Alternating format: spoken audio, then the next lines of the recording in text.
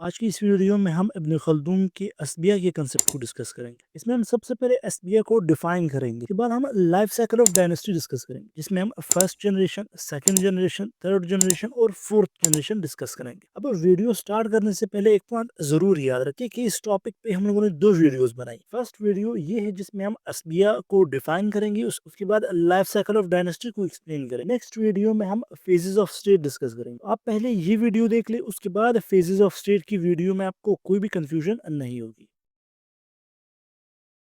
देखिए, इब्न खल्दून के अब बेसिक इंट्रोडक्शन से स्टार्ट करते हैं। इब्न खल्दून जो कि एक हिस्टोरियन भी थे, फिलोसोफर भी थे और एक सोशल थिंकर भी, और उनकी बर्थ ट्यूनीसिया में हुई।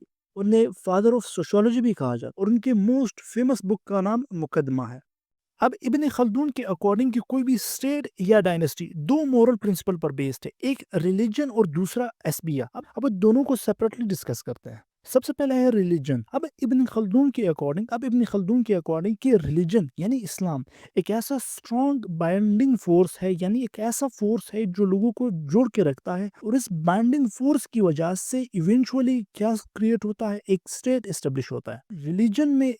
रिलीजन में फेथ जो है वो मेन रोल प्ले करता है और एक ऐसा फोर्स है जिसकी वजह से लोग स्टेट बना पाते हैं। तो ये तो था रिलीजन की बुनियाद पर स्टेट बनाना, यानी फेथ एक ऐसा फोर्स है, यानी रिलीजन में फेथ एक ऐसा फोर्स है जिसकी बुनियाद पर एक स्टेट बनता है। और इसी तरह नेक्स्ट जो है वो है एस्बिया। देखिए, एस्बिया से रिलेटेड भी इब्न खल्दून का यही मानना था कि ये भी एक बाइंडिंग फोर्स है, एक ऐसी फोर्स है जिसकी बदौलत एक स्टेट क्रिएट होता है या एक स्टेट इस्टेब्लिश होता है। अब अस्बिया का मतलब क्या है? देखिए, अस्बिया को इब्न खल्दून ने जिस तरह एक्सप्लेन किया है कि अस्बिया मीन्स सेंस ऑफ वननेस।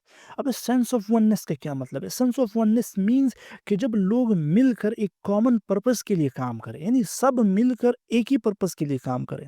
और वो पर्पस क्या होना चाहिए? वो पर्पस होना चाहिए क्रिएशन ऑफ अ स्टेट, यानी एक स्टेट बनाया जाए। जब सब लोग मिलकर एक पर्पस के लिए काम करें, और वो पर्पस क्या होना चाहिए कि एक स्टेट को बनाया जाए, इसे हम एस्बिया कहेंगे। यानी एक फोर्स इन्हें यूनाइट कर रही है, यानी एक फोर्स इन सब लोगों को यूनाइट कर रही है, जिसे हम एस्बिया कहते हैं। और एस्बिया होने की वजह से एक ट्राइब या एक कबीला अपनी आज़ादी हासिल कर सकता है, या अपनी आज़ादी को मेंटेन कर सकता है, यानी अपनी इंडिपेंडेंस को मेंटेन कर सकता है, या वो अपनी इंडिपेंडेंस को अचीव कर सकता है। और वो कबीला या वो ट्राइब तब तक ही इंडिपेंडेंट रहेगा जब तक उनमें असबिया होगा, यानी जब तक उनमें सेंस ऑफ वननेस होगी, जब तक वो एक कॉमन पर्पस के लिए काम करेंगे, सब मिलकर एक कॉमन पर्पस के लिए काम करेंगे, तब तक ही वो आज़ाद होंगे, तब तक ही कोई और पावर उन पर कंट्रोल हासिल नहीं कर पाएगा। अब है लाइफ साइकिल ऑफ डायनेस्टी।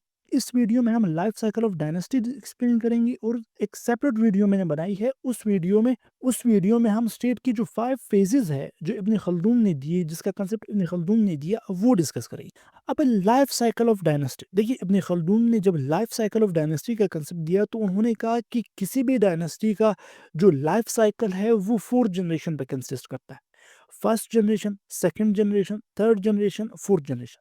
अब हम वन बाय वन ये देखेंगे कि आखिरकार फर्स्ट जनरेशन में क्या हुआ, सेकंड जनरेशन में क्या हुआ, थर्ड जनरेशन में क्या हुआ और फोर्थ जनरेशन में क्या हुआ। अब लाइफ साइकिल ऑफ डायनेस्टी में जब हम फर्स्ट जनरेशन को देखते हैं, देखिए फर्स्ट जनरेशन में इनकी जो लाइफ है वो हार्ड होगी, इनकी जो लाइफ है वो मुश्किल होगी। यानी फर्स्ट जनरेशन डायनेस्टी में जो फर्स्ट जनरेशन होती है वो एक मुश्किल तरीन जिंदगी गुजार रही होती है। आप एक रूरल लाइफ भी कह सकते हैं, यानी वो एक रूरल लाइफ गुजार रही होती है। यहाँ पर लाइफ जो है वो बेशक डिफिकल्ट है, यहाँ फर्स्ट जनरेशन में लाइफ बहुत डिफिकल्ट है, बट इन लोगों में करेज पाया जाता है, यानी फर्स्ट जनरेशन में एक करेज पाया जाता है, और इस करेज की वजह से इनमें एक यूनिटी होती है, और इस यूनिटी होने की वजह से इनमें असबिया पाया जाता है। और असबिया इस फर्स्ट जनरेशन में असबिया अपने पीक पर होता है, यानी इस फर्स्ट जनरेशन में सबसे ज्यादा एसबिया पाया जाता है, इस फर्स्ट जनरेशन में सबसे ज्यादा यूनिटी पाई जाती है, और इस एसबिया होने की वजह से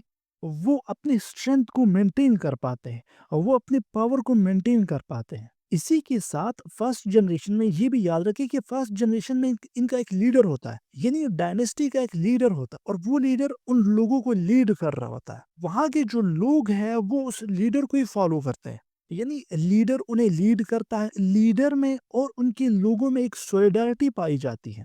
ये फर्स्ट जनरेशन के केस में हम लोगों ने 2 चीज़ें देखी है। सबसे पहले असबिया अपने पीक पर है, यानी इनमें यूनिटी पाई जाती है, इनमें करेज है, बट लाइफ कंडीशन यहाँ पर हार्ड है। सेकंड हम लोगों ने ये देखा कि फर्स्ट जनरेशन में एक लीडर लोगों को लीड करता है और उस लीडर और उन लोगों में सॉलिडारिटी पाई जाती है। अब इस सेकंड जनरेशन पर आते हैं, जैसे जैसे हम सेकंड जनरेशंस को देखते हैं, सेकंड जनरेशन में सिचुएशंस कुछ चेंज हो जाती है। यानी सिचुएशन किस तरह चेंज हो जाती है? सिचुएशन कुछ यूं चेंज हो जाती है कि जो वो हार्ड लाइफ गुजार रहे थे, यानी मुश्किल जिंदगी गुजार रहे थे, अब वो एक रूरल लाइफ से एक अर्बन लाइफ गुजार रहे हैं। अब वो एक हार्ड स्ट्रगल से एक आसान जिंदगी गुजार रहे हैं, यानी अब उनके पास पैसे ज्यादा हो गए। अब अगर हम सेकंड जनरेशन को देखें, देखिए सेकंड जनरेशन में कुछ चीज़ें चेंज हो जाती है। वो क्या चेंज होता है? सबसे पहली चीज़ जो चेंज होती है वो है कि फर्स्ट जनरेशन में एक रूरल लाइफ वो गुजार रहे थे, यानी एक गाँव देहात वाली ज़िंदगी गुजार रहे थे। बट सेकंड जनरेशन एक अर्बन लाइफ गुजार रही होती, जिसमें उनको बड़े-बड़े शहर और मुख्तलिफ किस्म की फैसिलिटीज़ मिलती हैं। और सेकंड चीज़ जो चेंज होती है वो है कि हार्ड स्ट्रगल से, यानी फर्स्ट जनरेशन में वो एक स्ट्रगलिंग लाइफ गुजार रहे थे, जिसमें उन्हें एक हार्ड स्ट्रगल करना होता था। सेकंड जनरेशन में उनके पास पैसे ज़्यादा हो गए, सेकंड जनरेशन में वो आराम पसंद हो गए। इसी तरह थर्ड जो चीज़ चेंज हुई है वो ये चेंज हुई, फर्स्ट जनरेशन में लीडर इनको लीड करता था और लोग उस लीडर को फॉलो करते थे। यानी फर्स्ट जनरेशन में अथॉरिटी और पावर की शेयरिंग होती थी, बट सेकंड जनरेशन में हमें अरिस्टोक्रेसी देखने को मिलती है। अब अरिस्टोक्रेसी क्या है? अरिस्टोक्रेसी मीन्स कुछ लोगों के हाथ में पावर हो, या आप कह सकते हो कुछ फैमिलीज के हाथ में जब पावर हो, पावर और इन्फ्लुएंस कुछ फैमिली या कुछ लोगों तक महदूद हो जाए, उसे हम एरिस्टोक्रेसी कहते हैं। ये सिंपल वर्ड्स में कह रहा हूँ, एग्जैक्ट डेफिनेशन कुछ और है इसकी। यहाँ इस कॉन्टेक्स्ट में हम एरिस्टोक्रेसी को इसी तरह एक्सप्लेन करेंगे।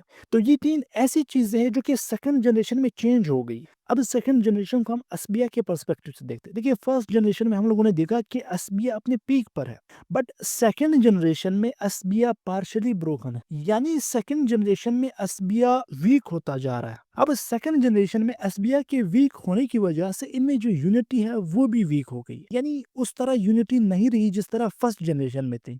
और इसी के साथ सेकंड जनरेशन में ये पॉइंट याद रखें कि फर्स्ट जनरेशन में चूंकि एक लीडर था और लीडर लोगों को लीड कर रहा था, सेकंड जनरेशन में अब वो किंग बन गया है, अब वो बादशाह बन गया है, उसके पास और पावर आ गई है और अब वो लोगों से दूर है, यानी लोग और बादशाह एक दूसरे से दूर। और इसी के साथ फर्स्ट जनरेशन में जब हम लोगों ने ये देखा कि लीडर लोगों को लीड कर रहा है और लोग उसको फॉलो करते, बट सेकंड जनरेशन में वही लीडर किंग बन जाता है और उसके पास और पावर आ जाती है और उस पावर को यूज करते हुए वो लोगों से दूर हो जाता। तो ये थी सेकंड जनरेशन। अब अगर हम थर्ड जनरेशन को देख लेते हैं कि थर्ड जनरेशन फर्स्ट जनरेशन की जो लाइफ थी वो बिल्कुल भूल चुके हैं, यानी उस टाइम पीरियड को बिल्कुल ही भूल चुके हैं।